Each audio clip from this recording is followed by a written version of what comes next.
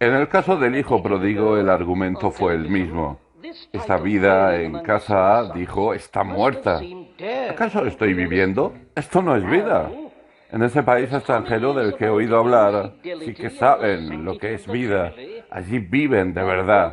Pero aquí, por supuesto, hay perspectivas, pero es una vida de sometimiento a mi padre y a mi hermano, que es mayor que yo. No se me ofrece la oportunidad que me corresponde. No soy libre. Quiero vivir. Quiero tener un espacio vital. Quiero echar una canita al aire. Así es como razonó el hijo pródigo para sí, instigado por el diablo. Eso es típico de la argumentación del pecado. Viene a nosotros y dice, si quieres ser alguien, deja de leer la Biblia, deja de ir a la iglesia, empieza a hacer esto o aquello. Esa es la manera de hacerte valer. Ya no eres un crío. Demuestra que eres un adulto. Muestra lo que llevas dentro. Imponte. ¿No son esos los argumentos? Cuerdas de vanidad. O puede que nos aborde como lo que hay que hacer. ¿Qué argumento? Debemos hacer todo lo que el mundo hace. Para progresar, dice nuevamente el pecado, hay que hacer esto, hay que hacer lo otro. Y luego vuelve en otra ocasión y dice, no tiene nada de dañino. ¿Por qué dices que sí? ¿Por qué no habrías de hacerlo? Eso es tan solo un prurito victoriano. Estás desfasado. Ponte al día. Esos son los argumentos del pecado y todos ellos son especiosos. Así es como las personas atraen el pecado hacia sí. Esas son las razones que aducen. Será maravilloso, será increíble, será excepcional. Esta es la manera de progresar. El pecado nunca nos dice una sola palabra sobre lo que vamos a perder. No solo es falso, pues en sus argumentos y razonamientos, sino que también es falso en sus promesas. Nos lo ofrece todo, pero ¿qué nos da? Ahí lo tenemos. Remontándonos al huerto del Edén, seréis como Dios. Génesis 3:5. ¿Pero lo fueron? Poco después estaban temblando y escondiéndose entre los árboles, aterrados y angustiados. Habían llegado los problemas, el caos se había desatado y así ha seguido desde entonces, con cuerdas de vanidad, prometiéndonos el mundo, pero sin darnos nada, prometiéndonos la felicidad, pero conduciéndonos a la desdicha.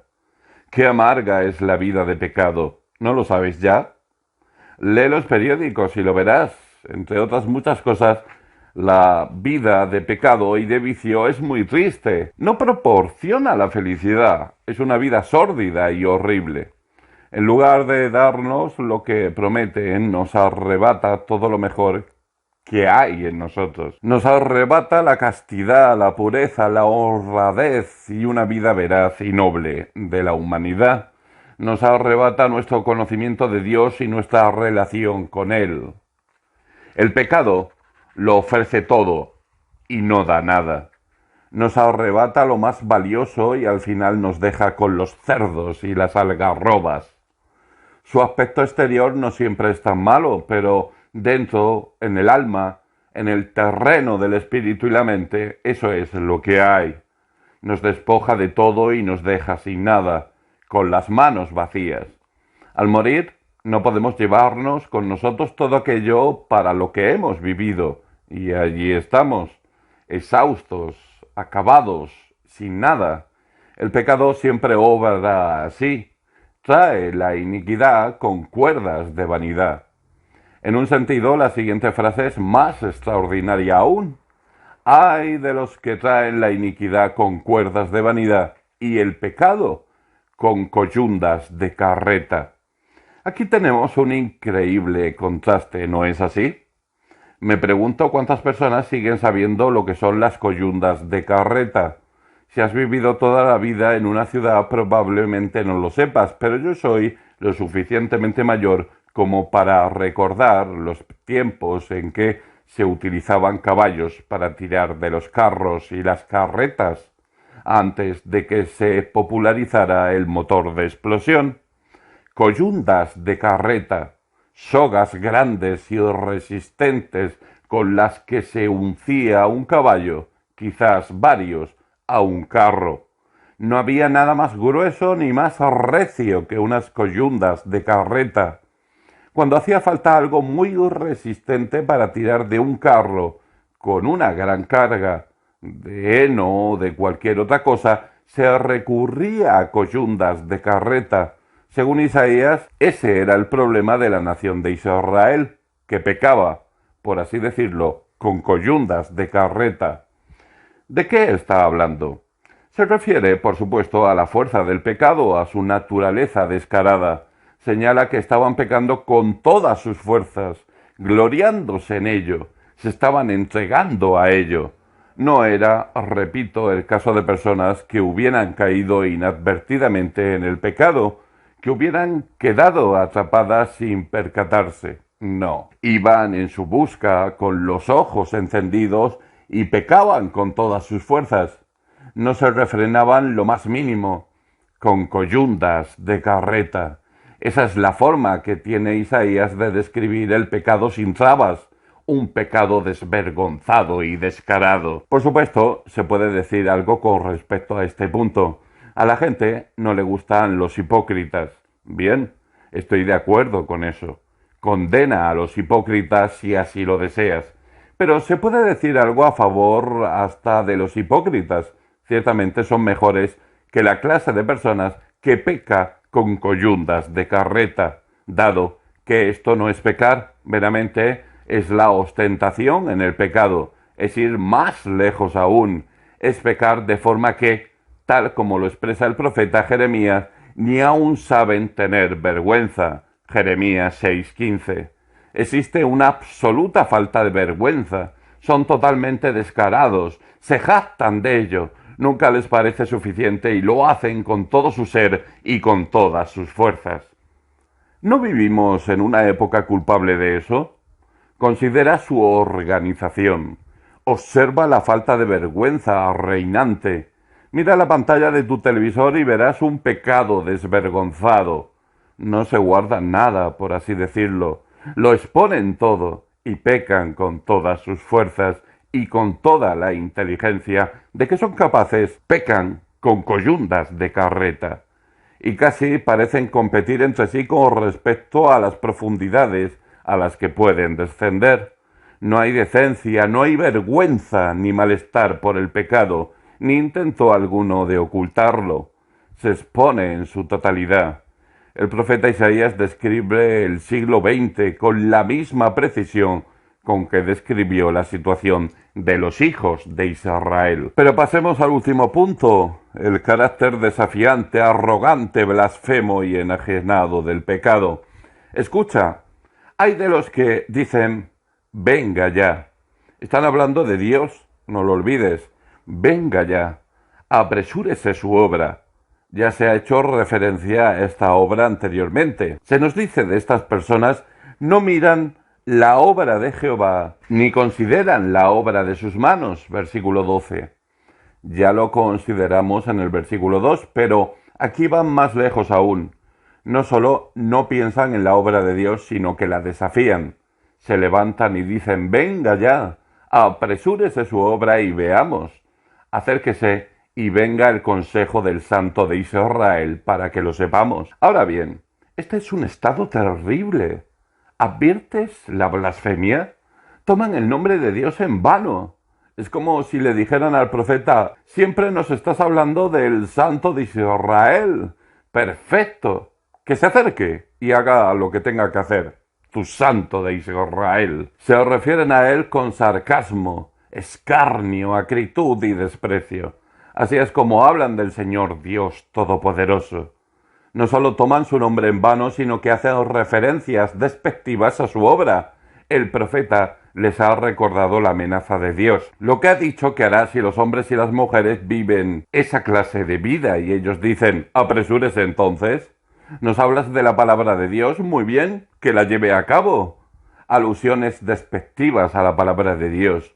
su enseñanza moral, sus amenazas, sus juicios, su propia revelación y sus santos propósitos. Pero notemos que lo más terrible de todo ello, y ahí es donde el pecado se manifiesta en toda su necedad y locura, es el desafío al poder de Dios.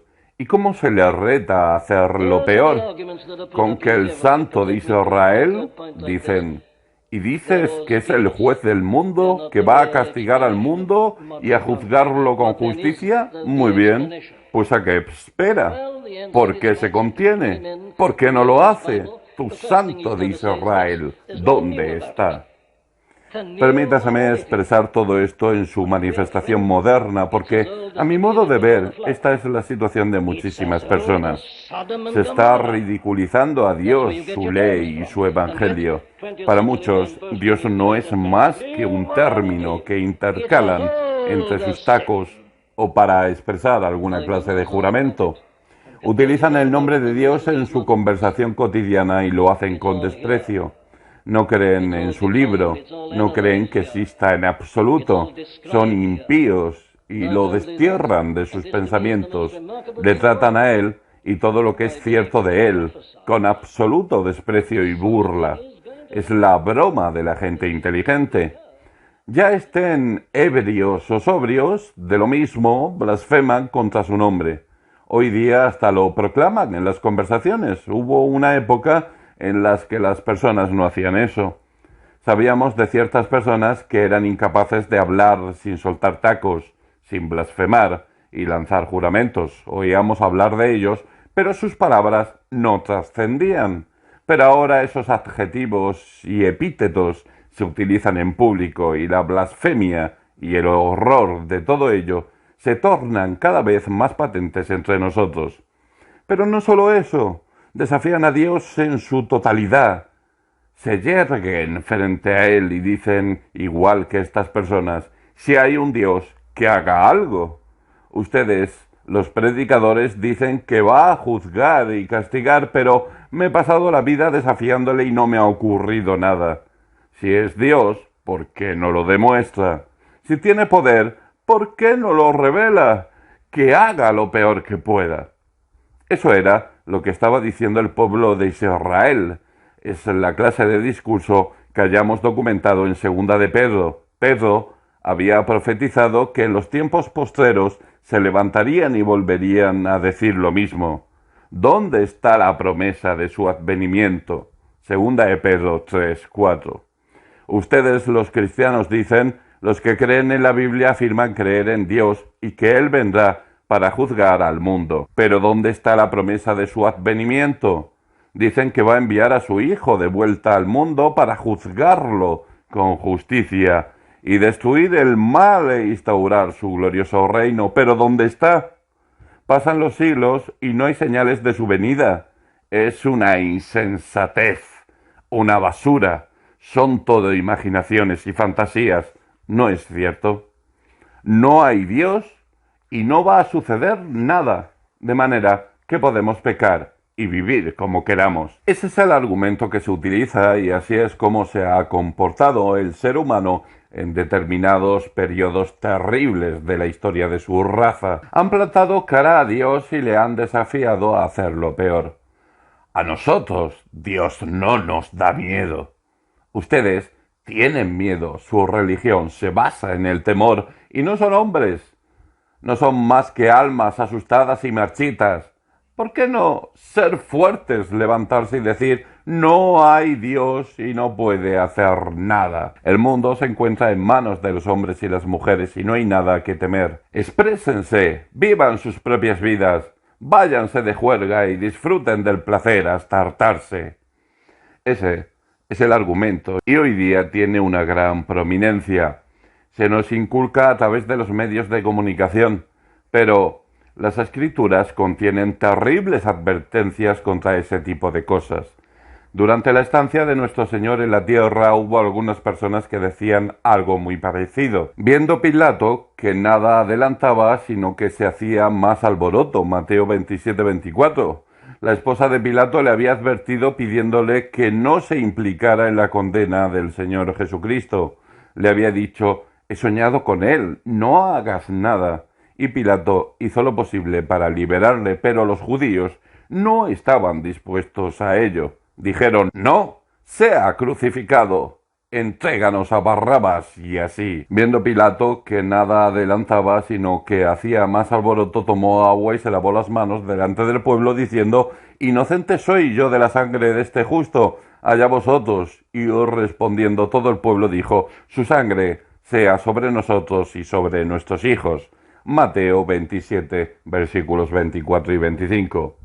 No tenemos miedo, venían a decir. Tú, el gobernador romano Pilato, pareces asustado, te lavas las manos del asunto y dices allá vosotros. De acuerdo, dijeron, estamos completamente dispuestos a aceptar la responsabilidad. No tenemos miedo. Su sangre sea sobre nosotros y sobre nuestros hijos. Que haga lo peor. Repitieron exactamente lo mismo que aquello de lo que Isaías había acusado a sus contemporáneos. Eso es lo que dijeron en torno al año 33 después de Cristo y luego llegó al 70 después de Cristo, cuando los ejércitos romanos rodearon y saquearon Jerusalén y asesinaron a esos mismos judíos que habían dicho su sangre sea sobre nosotros. Y fue sobre ellos. Su ciudad quedó reducida a escombros y fueron expulsados de Palestina y dispersados entre las naciones donde sigue la gran mayoría de ellos. La sangre de Cristo ha pesado sobre los judíos a lo largo de los siglos. Se lo buscaron y lo consiguieron. Los hijos de Israel también sufrieron en tiempos de Isaías. Isaías les había advertido, pero no escucharon. Y así llegó el día en que el ejército caldeo rodeó su ciudad y la destruyó, y fueron llevados cautivos a Babilonia. Habían dicho, si Dios puede hacer algo, que lo haga. Y lo hizo. Y mi mensaje es que Dios sigue siendo el mismo. Lo tenemos todo en el capítulo 3 de Segunda de Pedro. Los escarnecedores se levantan y dicen, ¿dónde está la promesa de su advenimiento? Porque desde el día en que los padres durmieron, todas las cosas permanecen así como desde el principio de la creación. Esta es la respuesta. Mas, oh amados, no ignoréis esto, que para con el Señor un día es como 1000 años y 1000 años como un día. El Señor no retarda su promesa, según algunos la tienen por tardanza, sino que es paciente para con nosotros, no queriendo que ninguno perezca, sino que todos procedan al arrepentimiento. Pero el día del Señor vendrá como ladrón en la noche, en el cual los cielos pasarán con gran estruendo y los elementos ardiendo serán deshechos y la tierra y las obras que en ella hay serán quemadas. Segunda de Pedro 3, versículos del 8 al 10. Se acerca. Dios actuará. Pero no olvides que no actúa inmediatamente. Para el Señor 1000 años son como un día y un día es como 1000 años. Y su poder se manifiesta sobre esta generación y sobre todas las otras generaciones que han blasfemado contra el nombre de Dios y han hecho caso omiso de su palabra y de sus leyes, y verán sus obras y sentirán su poder. Los cielos pasarán con grande estruendo, y todo el mal y el pecado serán echados a un lago de destrucción y perdición. ¡Qué blasfemia, arrogancia y locura la de los hombres y las mujeres en pecado! Por eso el mundo está como está. ¿Se puede hacer algo por esas personas? Traen la iniquidad hacia sí con todas sus fuerzas y ahí los tenemos. ¿Les queda alguna esperanza? Bien, gracias a Dios hay esperanza. Solo hay una esperanza, y es que el poder de Dios es mayor aún que el poder del pecado, del diablo y del infierno. El pecado y el diablo nos atraen y nos hacen traer la iniquidad hacia nosotros con coyundas de carreta, y los hombres y las mujeres son incapaces de escabullirse, pero el poder de Dios sí puede. Escucha a Dios expresándolo a través del profeta Oseas. Con cuerdas humanas los atraje, con cuerdas de amor, y fui para ellos como los que alzan el yugo de sobre su cerviz, y puse delante de ellos la comida. Oseas 11:4. Aquí está la única esperanza. el poder de atracción de Dios, que es mayor que el poder de atracción del pecado. El pecado atrae con coyundas de carreta. Dios atrae con cuerdas de amor y cuerdas humanas. Ninguno puede venir a mí si el Padre que me envió no le trajere, y yo le resucitaré en el día postrero. Juan 6:44. Ciertamente esa es nuestra única esperanza. ¿Cuál es la esperanza? Es que Dios puede llamarnos de las tinieblas a su luz admirable. Eso es el Evangelio. Porque es poder de Dios para salvación de todo aquel que cree. Romanos 1:16. Puede atraernos hacia sí. Lo hace en Cristo, que dijo: ¿y yo? Si fuere levantado de la tierra, a todos atraeré a mí mismo. Juan 12:32. Estas son las benditas buenas noticias para este mundo maligno, donde el pecado nos atrae cada vez con mayor fuerza. Pero Dios es más poderoso aún, al morir en esa cruz y entregar su cuerpo para que fuera quebrantado y derramar su sangre. Cristo estaba liberando un poder tan grande como para limpiar al más impío. Cristo crucificado, poder de Dios y sabiduría de Dios. Primera de Corintios 1:23 y 24. Ahí está. Él trae. Y si no nos trajera, estaríamos condenados. El pecado nos llevaría al infierno con coyundas de carreta. Y a la luz de ese poder de atracción de la cruz de Cristo, podemos decir lo que Isaías en el capítulo 12: sacaréis con gozo aguas de las fuentes de la salvación. Isaías 12, versículo 3. Tú, que habías estado atrayendo pecado, saca aguas de las fuentes de la salvación, que se abrieron en el monte Calvario. Si te habías pasado la vida trayendo iniquidad con cuerdas de vanidad y coyundas de carreta, ahora te digo: déjalo, acércate a Dios, y Él se acercará a ti. Santiago 4:8.